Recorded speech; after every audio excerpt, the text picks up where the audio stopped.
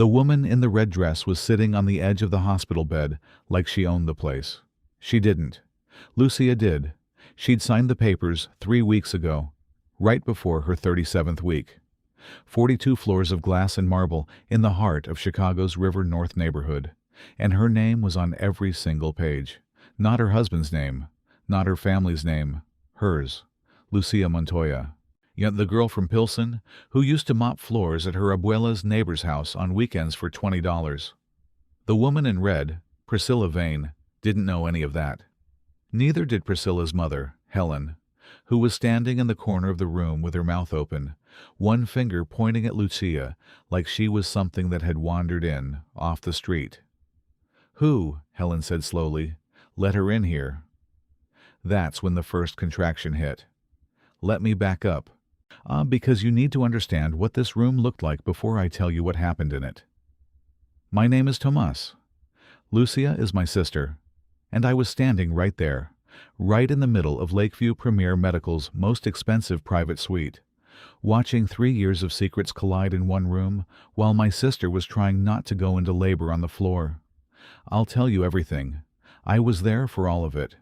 It started the morning Lucia called me from her car, and she was parked outside the hospital on Erie Street, and she hadn't moved in 20 minutes. I know because her location was still showing on my phone from the night before when we'd had dinner at my place. Carnitas, with the good salsa verde my wife makes, the one that takes 2 hours. And I'd kept it on like I always did when she was this far along. "Tomas," she said when I picked up. "My water didn't break, but something's happening. The pressure's been building since 4 this morning. You're already there?" "I drove myself." "Where's Carlos?" She was quiet. That quiet. I'd heard it before. Not the pause of someone thinking. The pause of someone deciding how much truth to let out. "He's at the hospital," she said. "He texted me an hour ago. Said he'd meet me inside." I was in my truck in 12 minutes. Here's what you need to know about my sister. Lucia grew up 4 blocks from where our abuela Consuelo lived on 22nd Street in Pilsen, back when you could still find murals on every corner and the smell of tortillas from the bakery down the block hit you before you even opened your front door. Our parents worked, our dad at a warehouse in Cicero, our mom doing alterations out of the living room, and money was always counted carefully, like it could run out at any second if you weren't watching. Lucia watched. She watched everything. When Abuela Consuelo died, Lucia was 22, I was 19. She didn't leave much. A few pieces of jewelry, a small savings account that barely covered the funeral, and a corner property on North Halsted that nobody wanted because it sat between a closed laundromat and a parking lot, and half the roof needed to be replaced. Everyone told Lucia to sell it. Our uncle said she could get maybe $40,000 for it if she found the right buyer. Lucia listened to all of them, nodded. He said she'd think about it, and then went home and called a property lawyer. She didn't sell. She fixed the roof herself. Or rather, she found a contractor willing to work with her, paid him in installments, and stayed on that job site every weekend for 3 months, learning every detail of what was being done and why. Then she leased the space to a small restaurant group, reinvested, leased the parking lot, reinvested again. She studied at night, finance, real estate law, property management, while working days at an accounting firm in the Loop. She was methodical about it in a way that made people uncomfortable, because they could see she was serious, and they didn't know what to do with that. She married Carlos Montoya 6 years ago. Cardiologist, North Shore family. The kind of man who walked into a room and got taken seriously on sight. Their wedding was in the Pilsen Cultural Center, and our whole family came, cousins from Michoacan, tias who hadn't been in the same room since our parents' anniversary party, Abuela Consuelo's best friend Doña Margarita, who cried through the whole ceremony. The food was incredible. My wife's mole negro, tamales, arroz con leche, and this tres leches cake from the bakery on 18th Street that people still talk about. What I didn't know then, what nobody knew, was that Lucia had already been building for 4 years by the time she got married. And she never told Carlos the full picture. It not because she was hiding it from him exactly. More because she'd learned, growing up the way we did, that you don't show people your hand until you're ready to play. She kept accounts he didn't know about. LLCs registered under holding company names. Properties across River North and the West Loop that generated income she funneled back into the portfolio before he ever saw a statement. He thought she still worked in accounting. She let him think that. I asked her about it once. We're maybe 2 years into the marriage. We were at my place, watching a game, and I said, "Does he know about all of it?" She peeled an orange. She took her time. "He knows I have some properties," she said. "He doesn't ask. I don't volunteer. That's going to be a problem eventually." "Everything's eventually a problem," she said. "That's not a reason to walk into it early." I thought about that for a long time after. The affair started, as far as I can piece together now, about 1.5 years before that morning. Priscilla Vane. Her family had money the old way, inherited and maintained through connections. Her father had been a hospital board member. Her mother Helen had stepped into that role after he passed and treated it like a throne she'd earned by blood. Priscilla herself did something vague in fundraising, and the kind of job that's really just showing up at the right parties and knowing the right people. She and Carlos had met through the hospital's annual gala. He'd been charming. She'd been available. That was about all there was to it. I didn't know about Priscilla until 4 months before that morning. Lucia had found a text. She didn't tell me right away. That's not how she operates. She went quiet, which for my sister means she's thinking 3 moves ahead. She didn't confront Carlos. She didn't call a lawyer. She went to her actual lawyer, the one who handled her business holdings, and she had a quiet conversation about asset protection. Then she kept going to work, kept cooking dinner, kept going to her prenatal appointments, kept scheduling her property meetings, and here's the part that still makes my chest tight when I think about it. She closed the deal on Lakeview Premiere Medical. She'd been negotiating it for 8 months. She a 340-bed luxury hospital in River North, where Chicago's elite went for procedures, where the suites had floor-to-ceiling windows and catered menus and the kind of quiet that cost $1,000 a day. The hospital, where her husband worked. The deal closed on a Thursday. The following Monday, her contractions started. I pulled into the hospital drop-off bay and called her. She was already inside, at the admissions desk, filling out her own intake paperwork because, she told me later, the coordinator had been slow, and she wanted to get it done. "I'm coming in," I said. "Room 1104, she said. "Bring me a horchata from the machine on the 2nd floor. The real one, not the one by the elevator." "You're in labor." "I'm aware. I'm thirsty." I laughed despite everything. That was Lucia. By the time I got to the 11th floor, I'd called Carlos twice. No answer. The 3rd call went to voicemail before it even rang. See, I stood outside room 1104 for a second, just to collect myself, then pushed the door open. Lucia was in the bed. She had her phone in her hand, typing something, her face controlled and calm the way it got when she was working through something hard. The monitor was on. The nurse had just finished the preliminary check and was writing notes at the bedside station. The room was large, all light and glass, and the Chicago skyline stretched out behind the window, and the silence in it had a specific texture, the kind that forms when someone has already processed the worst and decided what to do about it. "Hey," I said. "Hey." She didn't look up from her phone. "Can you go down to the nurses' station on this floor and ask them to page Dr. Ramirez? She's my OB. Carlos was supposed to coordinate, but... She finally put the phone down. Her hands went to her stomach, gentle, automatic. "Just page Doctor. Ish Ramirez, Tomas." I went out. I found the station. I asked for the page. The nurse behind the desk pulled up the system, typed something, then stopped. "Dr. Montoya's wife?" she said. "Yes." She glanced toward the far end of the hallway. The suites at that end were the premium ones, corner rooms with double windows. Suite 1118. "Is there a problem with the room?" I said. She looked back at her screen. "No problem. I'll page Dr. Ramirez right now." But the way she'd looked down that hall, the way she'd gone careful and professional all at once. I turned and looked toward suite 1118. The door was half open. I could hear a woman laughing, low, easy, like she was comfortable, like she'd been there before, like she knew exactly whose space she was in. My jaw tightened. My hands went still at my sides. I walked back to room 1104 first. I wasn't going to do anything stupid. I was going to be there for my sister. But Lucia read me the second I walked back through the door. She always could. "Don't," she said quietly. "Lucia." "Tomas, not right now, okay?" I sat down. My knee bounced. The monitor beeped steadily. Outside, the city was gray and bright at the same time, the way Chicago gets in late fall when the light comes sideways off the lake and makes everything look both cold and sharp. Lucia closed her eyes through the next contraction. Didn't make a sound. You just breathed through it with her hands pressed flat on her stomach and her face turned slightly toward the window. I thought about Abuela Consuelo.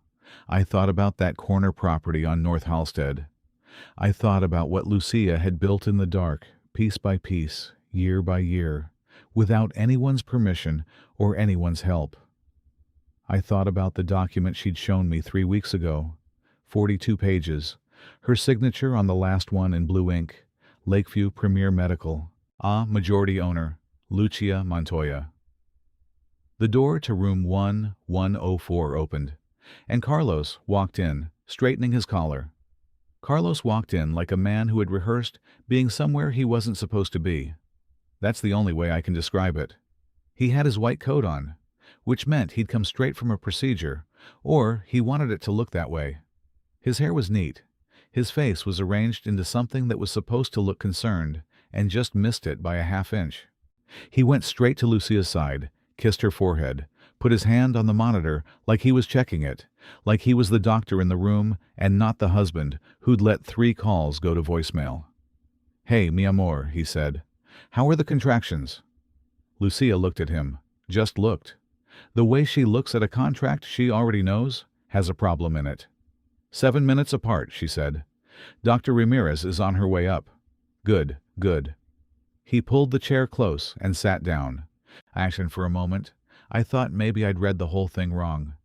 Maybe that laugh from Suite 1118 had been a different woman. Maybe I was making something out of nothing because I'd been on edge for 4 months and... His phone buzzed. He glanced at it in his lap. Fast. Practiced. Then put it face down on his knee. Lucia's eyes moved to his phone, then back to the window. That was it. That small thing. That was everything. I stood up.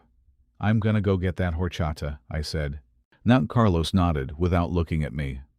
I walked out of the room, turned left instead of right, and went down the hall toward Suite 1118. I want to be clear about something. I'm not a confrontational person by nature. I fix trucks for a living. I coach my son's soccer team on Saturdays. I like quiet mornings and my wife's cooking and games on Sunday afternoon. I am not the kind of man who goes looking for problems. But I am absolutely the kind of man who walks toward something when his sister is lying in a hospital bed in labor while her husband checks texts in his lap. The door to 1118 was still half open. I pushed it the rest of the way. Priscilla Vane was sitting on the edge of the bed in a red dress that had no business being in a hospital. Her hair was down, dark and smooth. She had earrings on, gold ones, the kind that catch the light when you move.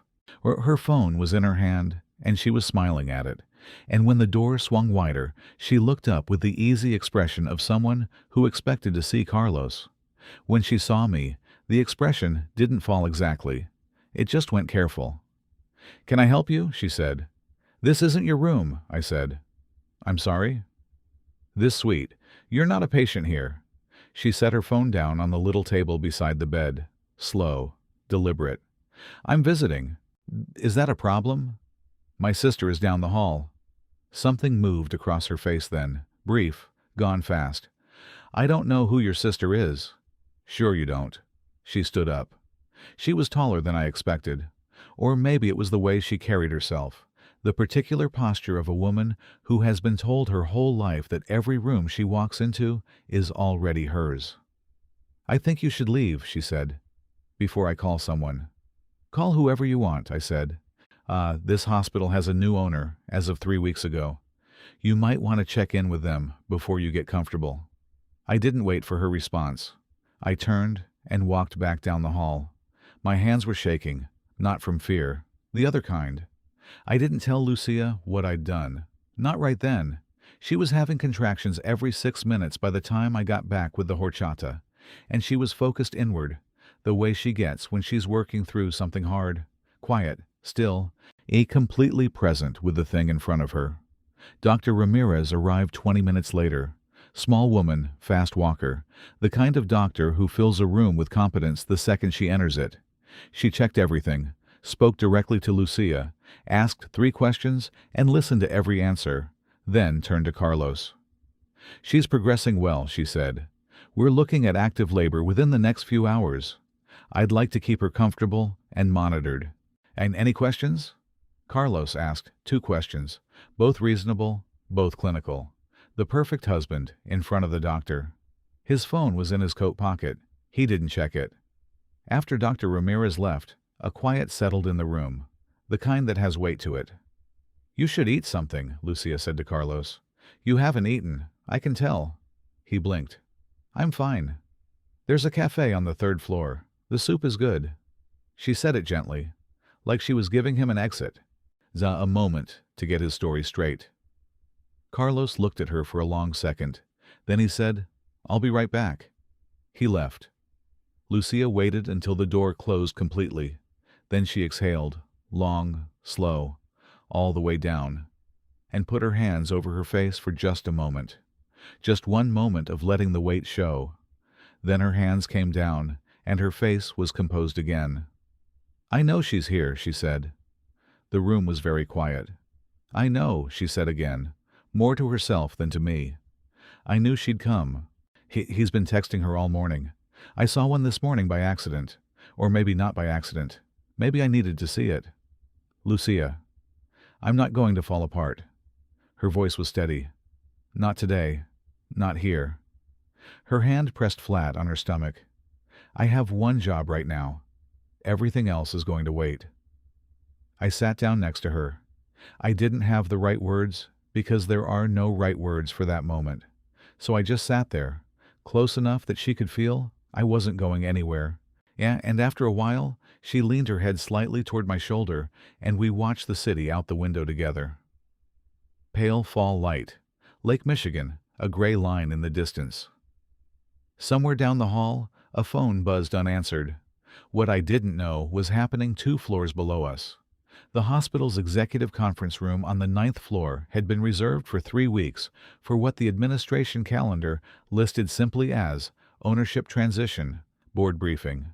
Lucia's attorney, a precise woman named Margaret Okafor, who wore reading glasses on a gold chain and never raised her voice, had arrived at 8 that morning.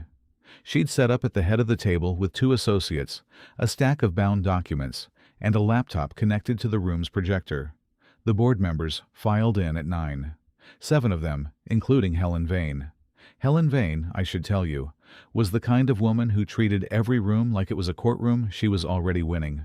She'd been on Lakeview's foundation board for 11 years. Her family's name was on the pediatric wing. There was a portrait of her late husband in the 3rd floor corridor that she'd personally approved the frame for. She dressed like someone who wanted you to know, without being told, that the difference between you and her was permanent. She sat down at the conference table, looked at Margaret Okafor and said, "Where's Robert?" Robert was the previous owner's representative. He'd been handling all previous board communications. "Mr. Harmon is no longer the representative for this ownership group," Margaret said pleasantly.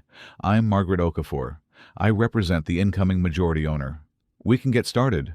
Helen looked at the other board members. The other board members looked at Margaret. "And who," Helen said, "is the incoming majority owner?" Margaret clicked the projector. The first slide came up. A single name, centered in plain text. Lucia Montoya, majority owner, Lakeview Premiere Medical Center. Helen stared at the screen. "The acquisition was finalized 3 weeks ago," Margaret said, moving to the next slide. "Ms. Montoya holds 63% ownership through her primary holding company, Consuelo Properties, LLC, named for her late grandmother. The remaining 37% is held by 2 institutional investors. The transition is complete and fully documented with the state." I've never heard of her, Helen said. That's not unusual, Margaret said. Ms. Montoya has operated quietly by choice. She prefers it that way. Helen sat back, her fingers curled around the edge of the table. And where exactly is Ms. Montoya today? If she's the majority owner of this institution, shouldn't she be here for this meeting? Margaret looked at the board over her reading glasses. Ms. Montoya is currently in the building, she said. She was admitted this morning.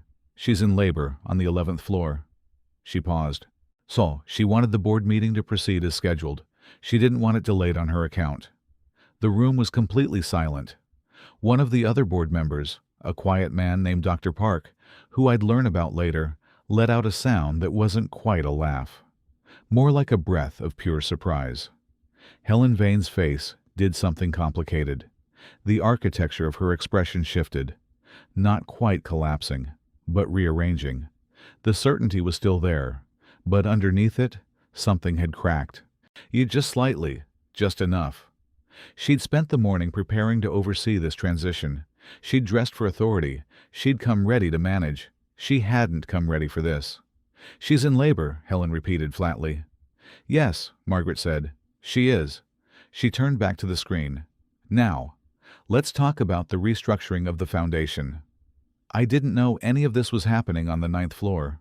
I was on the 11th, sitting next to my sister, now watching her breathe through contractions that were now 4 minutes apart, watching the door for Carlos, who'd been gone for 40 minutes, supposedly getting soup. The horchata I'd brought her sat half-finished on the bedside table. The room smelled like the faint antiseptic and fresh linen smell of places that cost a lot of money to make comfortable. Lucia hadn't spoken in a while. She was in the place she went when the work got serious. Inward, focused, quietly managing more than anyone watching her could see. Her phone lit up on the blanket beside her. She looked at it. Her jaw moved, just slightly. She turned it face down. I looked at the door. Somewhere between the 9th floor and the 11th, in the elevators and hallways of the building my sister owned, everything was moving toward the same room. Carlos came back with no soup. He had a cup of coffee, his own, and a look on his face that was working very hard to be normal. He sat back down in the chair beside Lucia's bed, set the coffee on the side table, and picked up his phone. Cafe was crowded, he said. Lucia didn't respond. You want me to order something sent up? They have a menu. I'm fine, she said. He nodded, looked at his phone, put it down, looked at the monitor, picked his phone back up. I watched him. I kept my face neutral because Lucia had asked me not to do anything, and I was trying to respect that. But watching him sit there, a performing husband, while his coffee was still hot from wherever he'd actually been, made something sit hard and heavy in my chest. Dr. Ramirez came back at 11:15, checked everything, said they were getting close, said she'd be back within the hour, and to have the nurse call immediately if the contractions got sharper. You're doing beautifully, she told Lucia. Lucia smiled at her, a real one, small and tired. Thank you. After she left, Carlos stood up and stretched. I need to scrub in on a consult in about 20 minutes, he said. Routine. I'll be back before anything happens. The room got very still. Lucia turned her head toward him slowly. A consult, she said. It's a quick one. 40 minutes max. Dr. Ramirez said we have time. Lucia looked at him the way you look at a thing you've already decided about. No heat in it, no trembling. Just clear, steady, finished deciding eyes. Okay, she said. You'll be okay for 40 minutes? Carlos. Her voice was quiet. I've been okay by myself for a long time. He paused. Something in that sentence landed somewhere near him. I watched him decide not to pick it up. I'll be back before the hard part, he said. He left. The door clicked shut. Lucia stared at the ceiling for a moment. Then she said, He's not going to a consult. I know, I said. I know you know. She exhaled. There's something I need to tell you. I waited. So she turned to look at me. I've been to see a lawyer. Not Margaret. A family lawyer. I started the paperwork 2 months ago. She said it simply, without drama, the way she'd always delivered hard information, clean and direct, no performance around it. I wasn't going to do anything until after the baby. But the paperwork is ready. My throat was tight. Lucia, I'm not falling apart, she said again, firmly, gently, both at once. I need you to understand that. I made a decision. It wasn't a sad decision. It was just a decision. Her hand moved to her stomach. I'm going to have this baby, and then I'm going to handle the rest. In that order. I nodded. I didn't trust my voice right then. What I need from you today, she said, is just to be here. That's it. Can you do that? Yeah, I said. I can do that. She nodded once, closed her eyes, breathed through the next contraction without a sound. 40 minutes passed, then 50. Carlos didn't come back. The contractions were 3 minutes apart now, and Lucia's face had changed. Not panicked, but focused in a way that narrowed everything down to the work of it, the physical reality of what her body was doing. The nurse had come and gone twice. Dr. Ramirez had been paged. I stepped outside the room to call Carlos, straight to voicemail. I stood in the hallway, phone in my hand, and looked down toward suite 1118. The door was closed now. I'm not proud of what I felt in that moment. There was anger, yes, the kind that sits hot behind your eyes.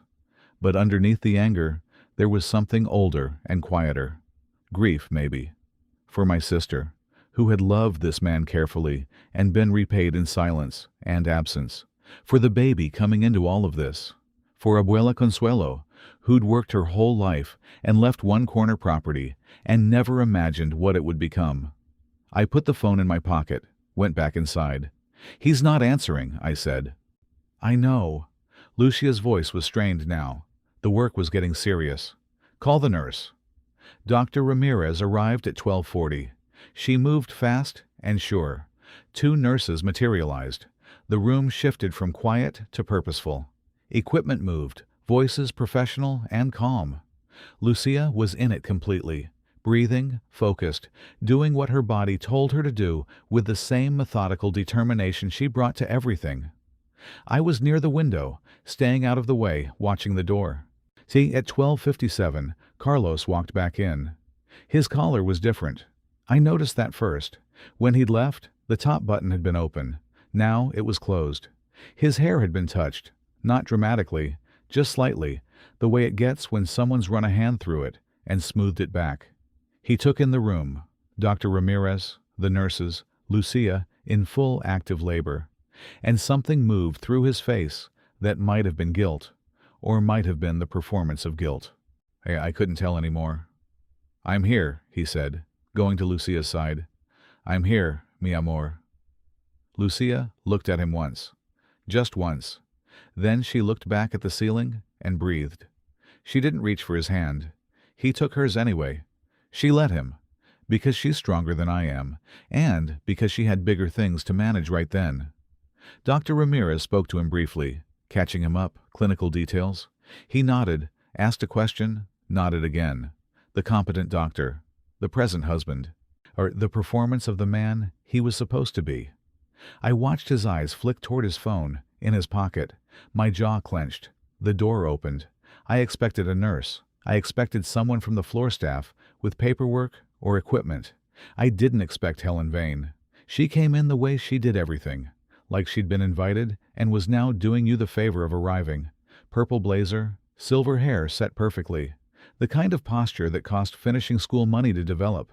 She had her reading glasses on top of her head and a leather portfolio under one arm, and the expression of a woman who had just sat through a board meeting that had rearranged the furniture of her entire worldview and was now recalibrating in real time. She looked at Lucia, then at Carlos, then at me, then back at Lucia. I'm looking for, she started. This is a private room, I said. Active labor. You need to leave. Helen Vane did not leave. She took one step further into the room. See, and her eyes stayed on Lucia with an expression I couldn't fully read, part recognition, part recalculation, part something that was almost but not quite shock. You're Lucia Montoya, she said, flat, like she was confirming something from a document. Lucia breathed through a contraction. Didn't answer immediately. Dr. Ramirez looked up from what she was doing with sharp, professional disapproval. "Ma'am," Dr. Ramirez said, I need you to step outside." "I'm on the foundation board," Helen said. "I don't care," said Dr. Ramirez. Helen's eyes were still on Lucia. "Is it true?" she said. "What that lawyer told us this morning. Is it true?" Lucia opened her eyes. She looked at Helen Vane with the clear, calm, settled gaze of a woman who had been building toward this moment for 15 years without knowing exactly what shape it would take. She didn't look like someone in a hospital bed. She looked like someone at the head of a table. "Yes," she said, simply, completely. Helen's mouth opened, closed, and then the door opened again. Priscilla walked in. She'd clearly been following her mother, or had seen her coming this direction and decided to follow. She stepped into the room with the confident half-step of someone expecting to control the space, saw Lucia in the bed, saw the monitors, the nurses, Dr. Ramirez, and stopped. She saw Carlos. Carlos saw her. And the room had too many people in it, and too much electricity moving between all of them, and for 3 full seconds, nobody said anything at all. Then Lucia, in the middle of a contraction, eyes closed, voice absolutely level, said, "Tomas." "Yeah," I said. "Get them out of my room." I stood up. I'm a big man. I don't usually need to do anything except stand at my full height and orient my body in a direction to communicate what I mean. I stepped between Priscilla and Lucia's bed, and I pointed at the door. "Both of you," I said. "Now." Helen Vane pulled herself up to her full height, which was considerable, and opened her mouth. "Now," I said again, quiet, final. Something in my voice must have reached past her board member authority, because she took one step back, then another. Her eyes stayed on Lucia until the very last moment. Priscilla didn't move immediately. She was looking at Carlos. Carlos was looking at the floor. "Priscilla," I said. She looked at me. "Yeah, he's not going to help you right now," I said. "Walk out." Her jaw tightened. She looked once more at Carlos, waiting, I think, for him to say something, to do something, to be the man she thought he was in all the other rooms she'd shared with him. He stayed where he was, silent.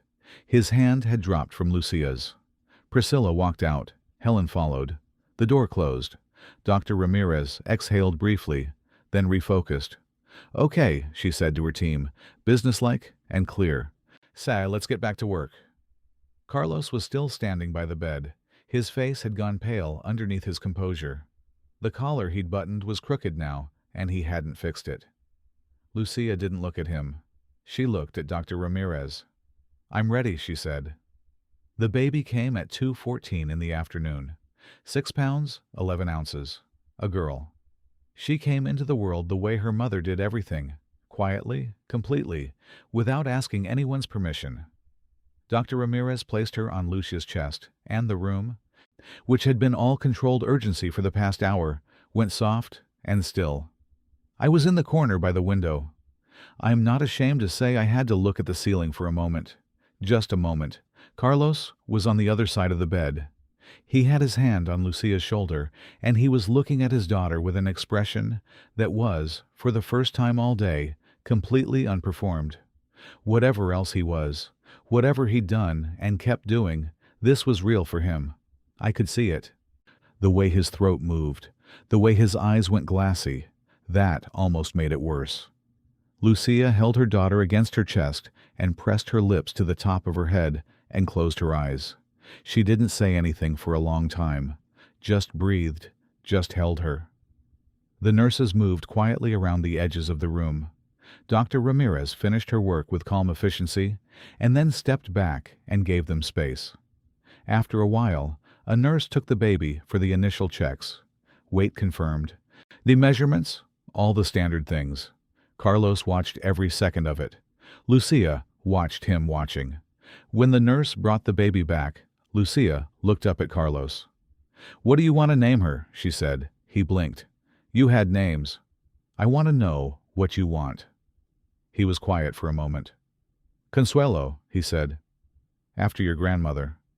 Something moved through Lucia's face. Too complicated to name. That's what I was going to say, she said quietly. I know. His voice was rough. Yao, you told me about her. What she meant to you. The room was very quiet. Carlos sat down slowly in the chair beside the bed. He put his elbows on his knees. He stared at the floor.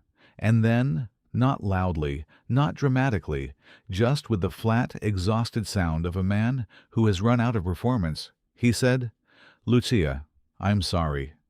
Lucia didn't respond right away. She was looking at Consuelo, at the small, perfect face, the dark hair, the miniature fist pressed against one cheek. The silence stretched. How long? She said finally. Carlos rubbed his face with both hands. 1.5 years. Priscilla Vane. He went very still. How did you... Carlos? Her voice was patient, almost tired. I've known for 4 months. He looked up at her. I found a text in the spring, she said. I wasn't looking for it. It was just there. And I looked at it. And I knew. She adjusted Consuelo against her chest. I didn't say anything because I was trying to figure out what I wanted to do. And then I found out I was going to have her. And I decided I needed to get some things in order first. Carlos was staring at her like he was seeing a version of her he hadn't known existed. What things? He said. It wasn't really a question. Business things, she said. His brow pulled together. The property thing? Lucia, whatever you have in accounts, we can... It's not accounts. She said it gently. No cruelty in it. Just the truth being placed on the table between them. I need to tell you something about what I do. What I've been doing. I shifted in my corner. This was the conversation I'd been waiting for her to have for 6 years. The accounting firm, she said. I left that job 4 years before we got married. Carlos's face went still. I had already been managing properties for 2 years by then. Abuela Consuelo's building on Halstead. I didn't sell it. I built on it. I've been building on it ever since. She paused. I have a holding company. Consuelo Properties. It's registered in Illinois. It owns commercial real estate across River North and the West Loop. Another pause. Smaller. And 3 weeks ago, it acquired Lakeview Premiere Medical. The clock on the wall marked the seconds. Carlos didn't move. This hospital, he said. Yes. You own this hospital. 63% of it. Yes. He stood up, not in anger, more like his body needed to do something with what it had just received. He walked 3 steps toward the window and stopped, looking out at the city. For how long? He said. Were you going to tell me? I don't know, she said honestly. I kept waiting for the right time, and then the right time kept not being right. She looked down at Consuelo. And then I found that text. That's not... He stopped. He pressed his fingers against his eyes. I don't have the right to be angry about that. I know I don't. No, she agreed quietly. Yash, you don't. He turned back from the window. His face had lost all its earlier composure. What was underneath was rawer, younger almost. How much? He said. The portfolio. How much? I watched Lucia decide. It was a visible thing, that decision. A small adjustment behind her eyes. Enough, she said. He understood what that meant. I could see it land. I stepped out to give them space. I'm not sure why. Maybe because the room had gotten too full of something I didn't have the right to witness. I stood in the hallway with my back against the wall and breathed the antiseptic air and thought about my sister in there, holding her daughter, telling the truth she'd carried alone for years. The hallway was quiet. Afternoon light came through the windows at the far end, long and pale. I heard the elevator. Helen Vane stepped out. She'd lost the portfolio. Her reading glasses were down from her head now, in her hand, and she was turning them over slowly, the way people handle things when their hands need something to do. She looked, for the first time since I'd seen her that morning, like a woman who wasn't entirely sure of the ground beneath her feet. She saw me, stopped. We looked at each other. The foundation restructuring, she said. Her voice had changed. The boardroom weight was still in it, but something else had come in underneath. Something quieter and less certain. Your sister's lawyer. She's dissolving the current foundation structure. I know, I said. 11 years, Helen said. My family has been part of this institution for 11 years. I know that too. She was quiet. The glasses turned in her fingers. I didn't know who she was, she said. This morning in the room, I didn't know. It wouldn't have mattered, I said. Yeah, she was in labor. It was still her room. Helen looked at me for a long moment. Then she looked down at the glasses in her hands. Something shifted in her face. Not collapse, more like a quiet, private recalibration that she didn't fully let show. Where is my daughter? She said. I don't know, I said. I walked her out of that room 2 hours ago, and that's the last I saw her. Helen nodded slowly. She looked like she had more to say, and couldn't find the shape of it. Then her phone buzzed. And she looked at it. Her face changed again, fast and specific this time. Something had happened. What is it? I said. I don't know why I asked. Some instinct. She turned the phone so I could see the screen. It was an internal hospital memo, the kind that goes out system-wide to all department heads and administrative staff. I'd seen the format before.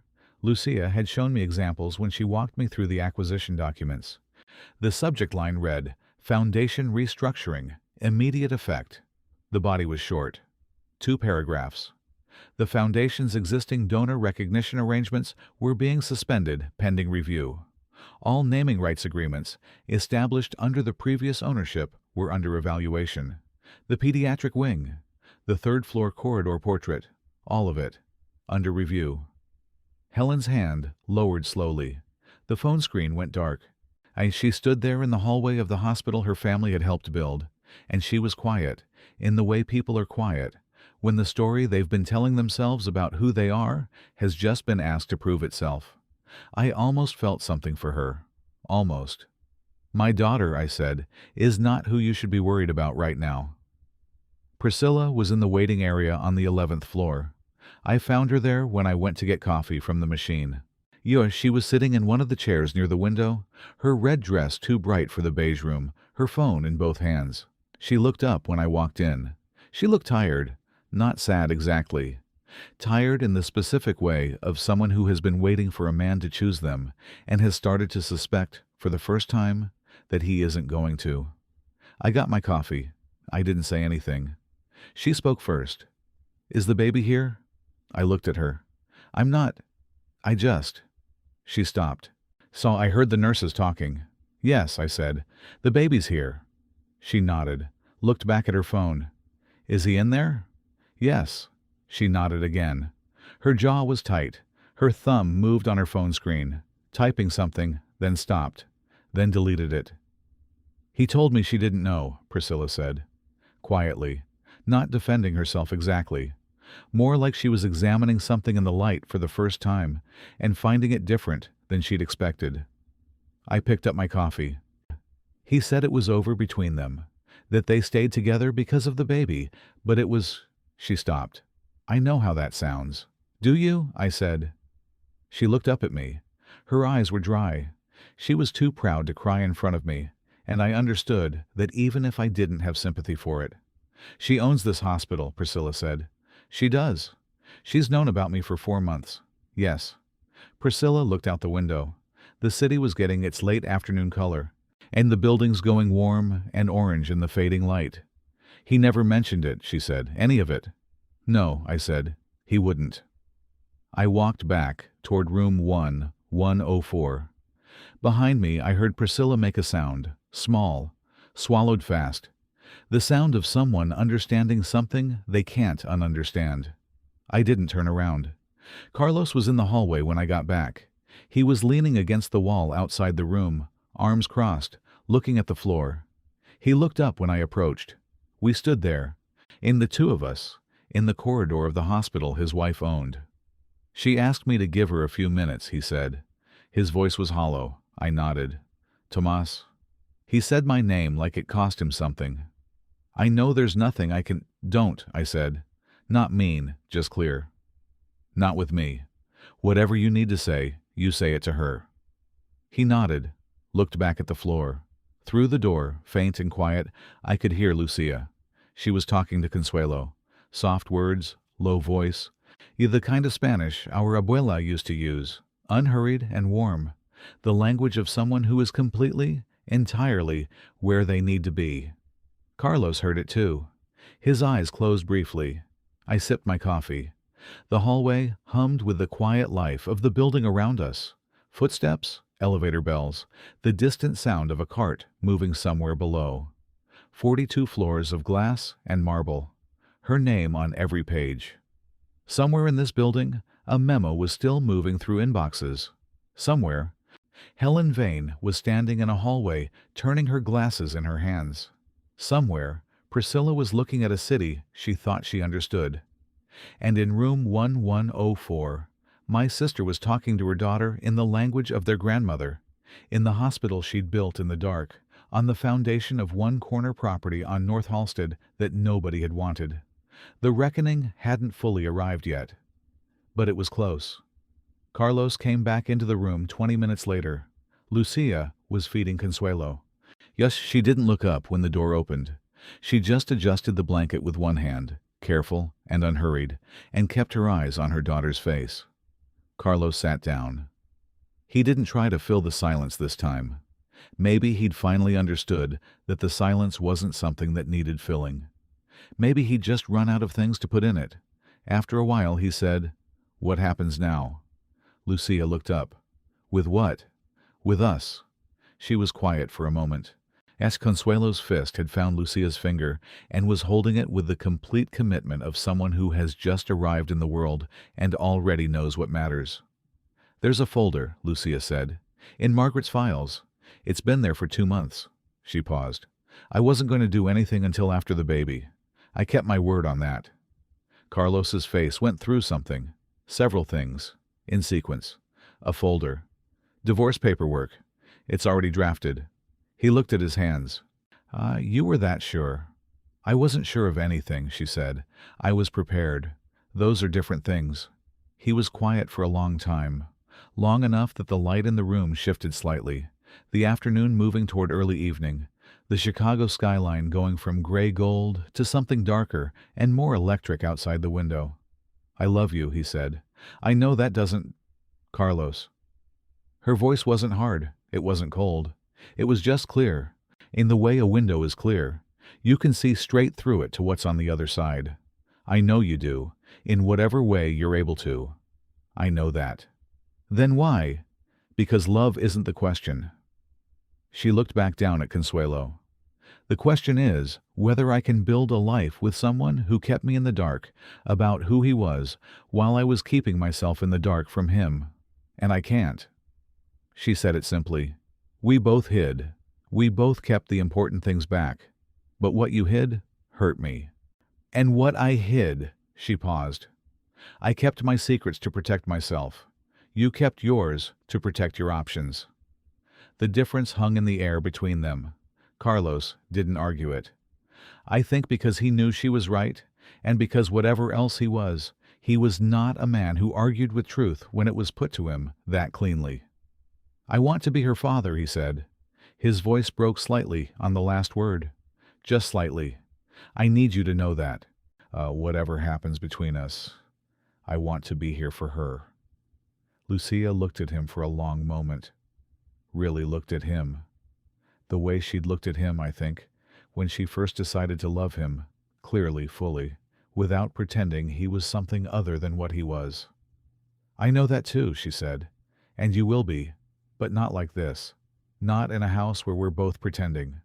She shifted Consuelo against her chest. She deserves better than pretending. Carlos nodded. He pressed the back of his hand against his mouth for a moment. His eyes were wet, and he was fighting it, and losing. I looked at the window. I gave him that much. He left an hour later. Not dramatically. Not with any of the fire and noise that the day seemed to have been building toward.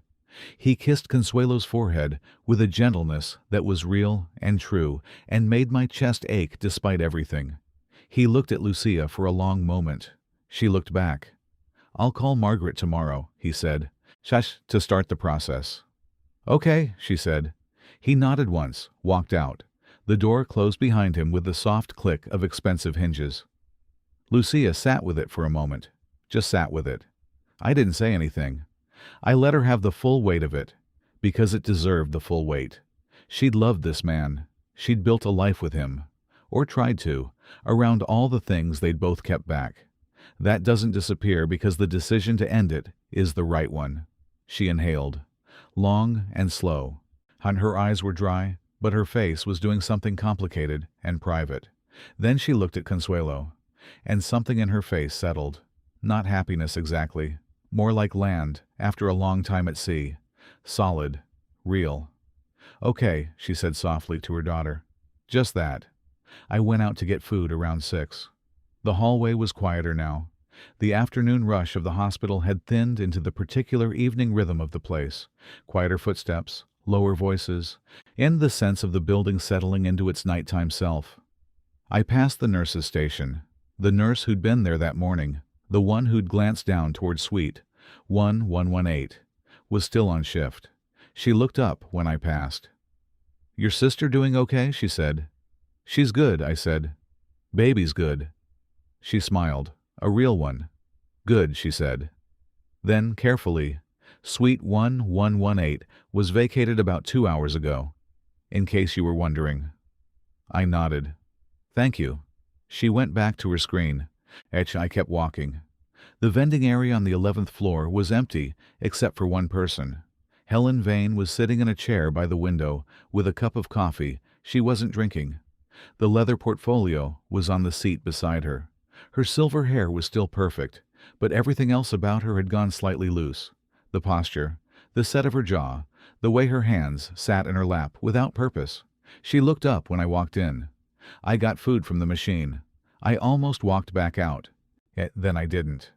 I sat down 2 chairs away from her, not next to her, not across the room, 2 chairs away, the way you sit when you're not looking for conversation, but you're not refusing it either. We sat in silence for a while. "She's named the baby Consuelo," I said eventually. I don't know why I told her. Maybe because it seemed like information that deserved to be in the room. Helen looked at me. After her grandmother. "Yes." "The woman who left her the property." "Yes." Helen looked out the window. The city was fully lit now, all glass and light against the dark sky. "I looked her up," she said. "This afternoon. After the meeting." She said it carefully, like she was admitting something. "Consuelo Properties, the portfolio. I had our family's financial advisor pull what he could find." She paused. "She's been building for 15 years.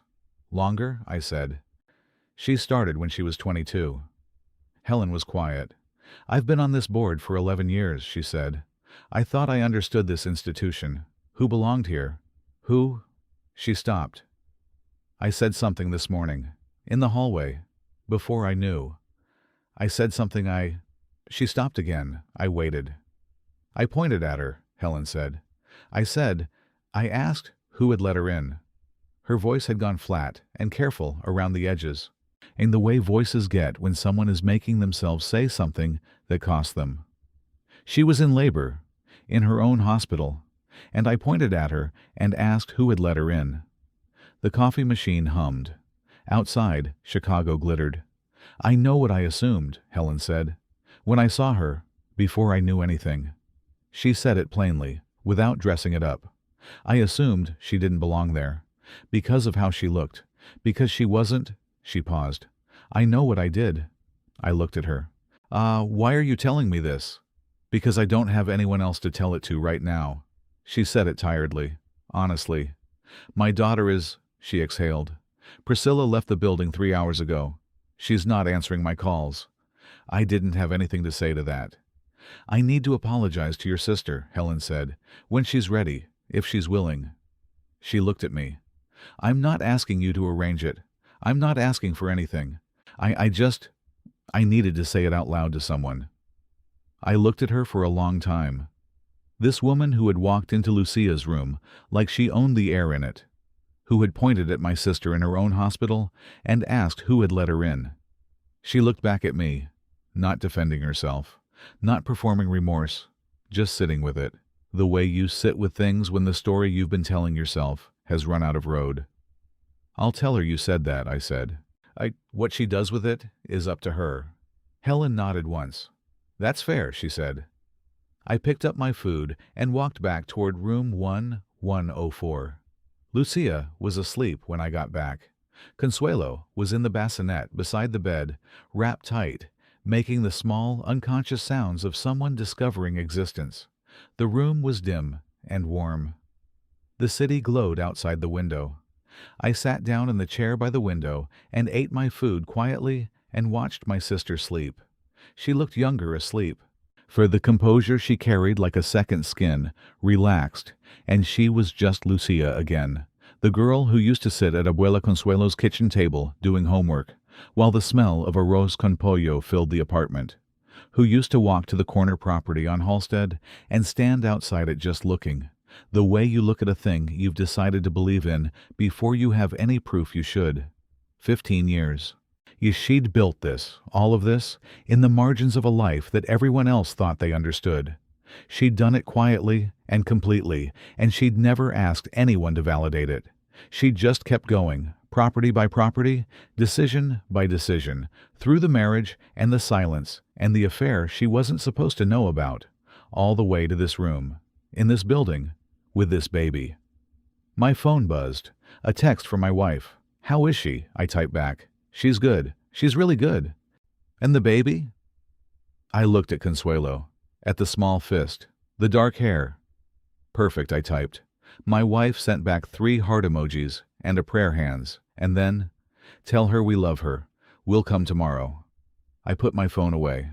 The monitor beeped softly. The city turned outside the window.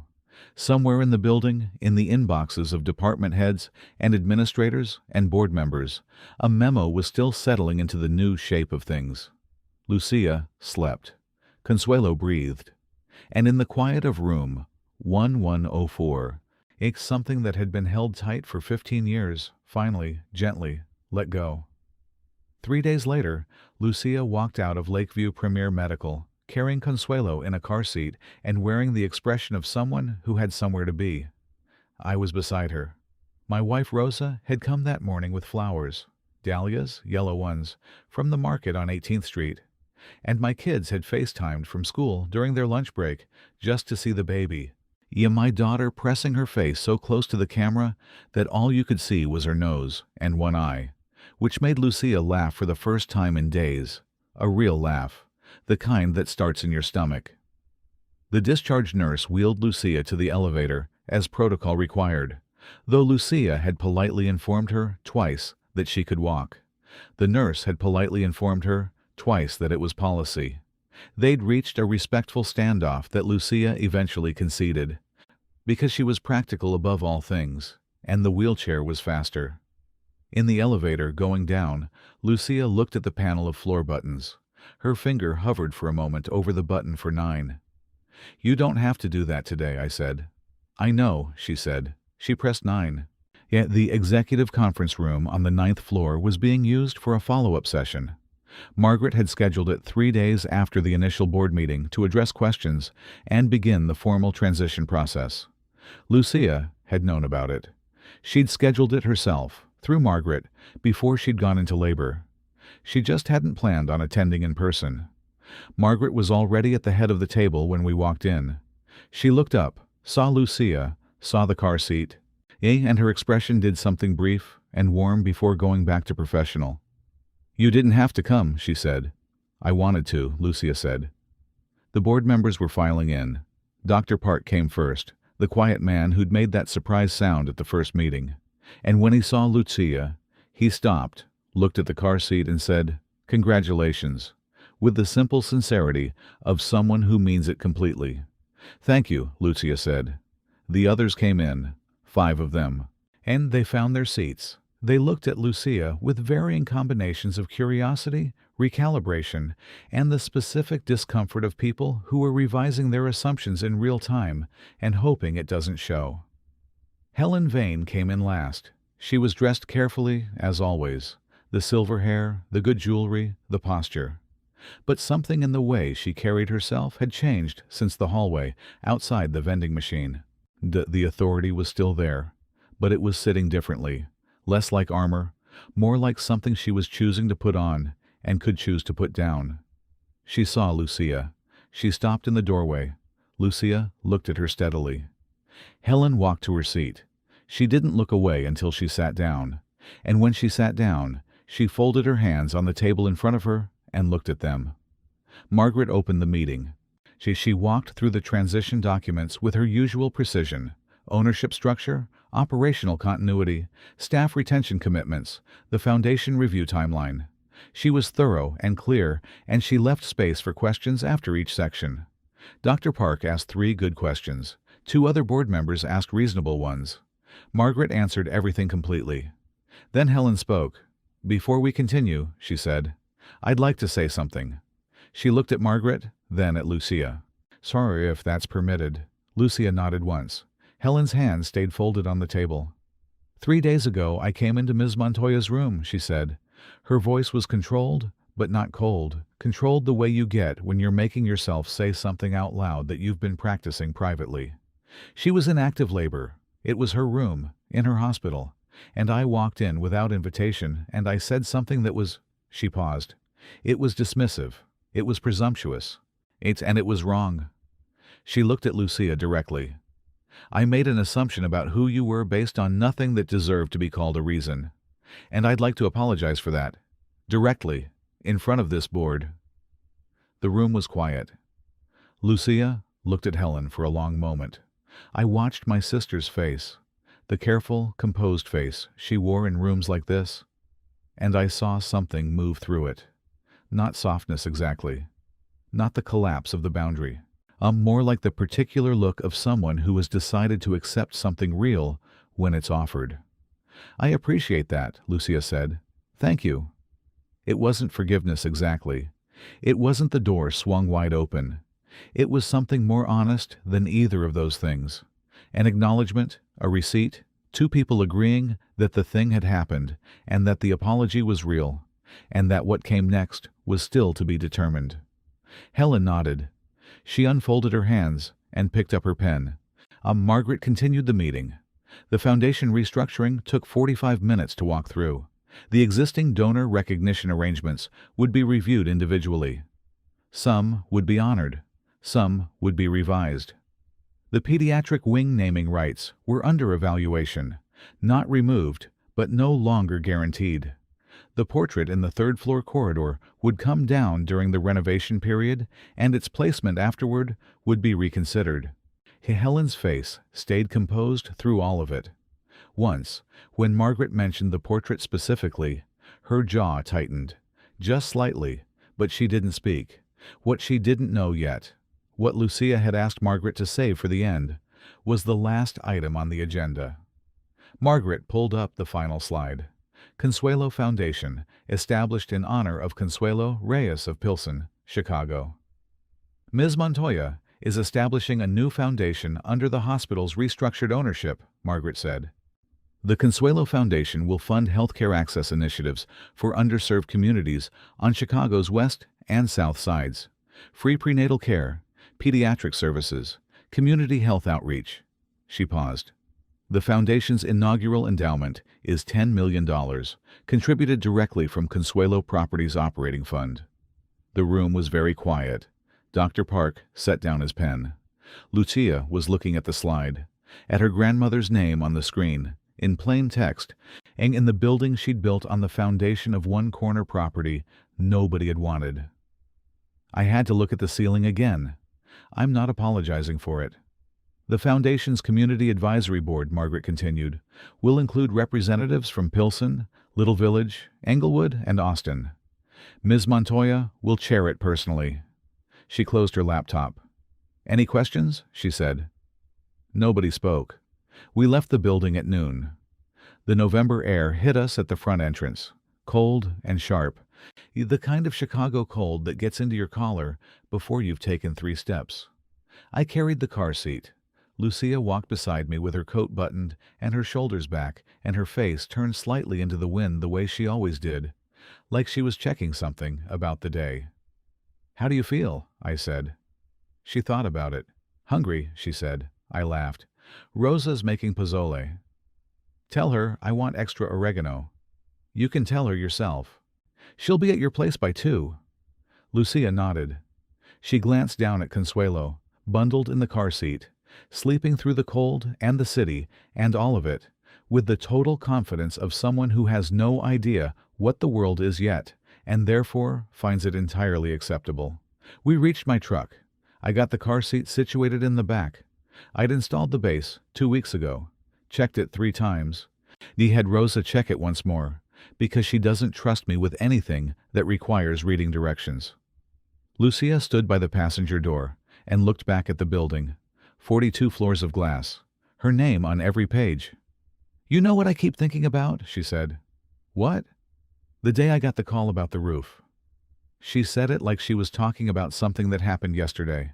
The contractor called me at 7 in the morning and said the estimate came in higher than we'd talked about and he needed an answer by end of day. I was at my desk at the accounting firm. I had $40 in my checking account. She paused. I told him yes. I don't even know where the confidence came from. I just said yes. "Abuela," I said. She looked at me. "That's where it came from," I said. Her eyes got bright. Just for a second. Then she nodded, once. The way she nodded when something was true enough to stop arguing with. She got in the truck. We drove down through River North, through the Loop, down to the Eisenhower, and then west toward Pilsen. The city moved past the windows, glass towers giving way to flat-roofed 3 flats, murals appearing on the sides of buildings, the colors warming as we got further from the lake. A bakery, a botanica, a woman pushing a stroller in a puffy coat. The ordinary, beautiful life of the neighborhood. Tia Lucia had her eyes closed. Not asleep. Just resting the way she rested. Completely, efficiently, taking what she needed without waste. Consuelo made a small sound from the back seat. Lucia opened her eyes, turned to check. Consuelo settled again. Lucia faced front. Outside, a mural went by on the side of a building. An abuela figure, painted large and warm, surrounded by marigolds and children and the specific tender authority of women who hold things together without anyone seeing the work. I don't know if Lucia saw it. She was looking at the road ahead, but I saw it. 2 weeks later, Margaret filed the divorce paperwork. Carlos signed without contesting anything. He'd consulted his own lawyer, who had presumably explained to him what contesting would look like against the documented assets of Consuelo Properties, LLC, and he had decided, correctly, that the most dignified path was also the most straightforward one. The process was quiet and orderly, the way Lucia had planned it to be. He came to see Consuelo every Thursday. He was, I'll say this for him, a good father from the beginning. He showed up. He was present. He held his daughter like she was something he understood completely, even when everything else had gone unclear. Lucia let him. She was generous with the access, specific about the boundaries, and she never once used her daughter as a lever to make her own point. That's who she was. That's who she'd always been. Priscilla Vane, now as far as anyone could tell, was no longer in Chicago. Her social accounts went quiet. Her name stopped coming up in the circles it had circulated in.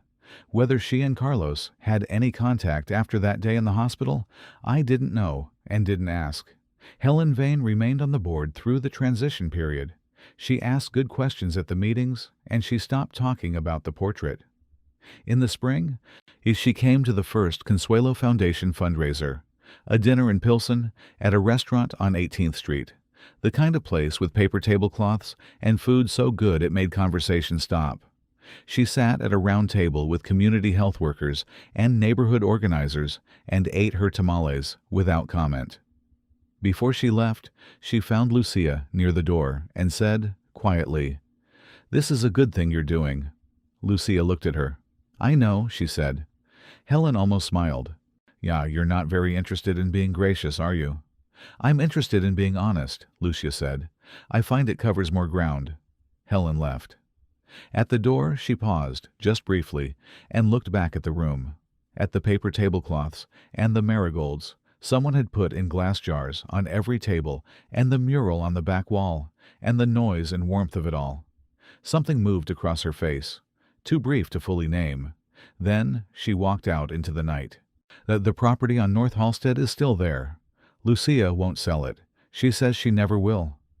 The restaurant group that leases the ground floor recently signed for another 5 years, and the space above it has been converted into a small community meeting room that neighborhood organizations use free of charge. There's a plaque beside the door that most people walk past without reading. This property belongs to Consuelo Reyes, and always will. I drove past it one morning not long ago. Early, before the neighborhood was fully awake, just the bakery with its lights on, and a man in a puffy coat walking a small dog, and the pale winter sun coming sideways off the lake.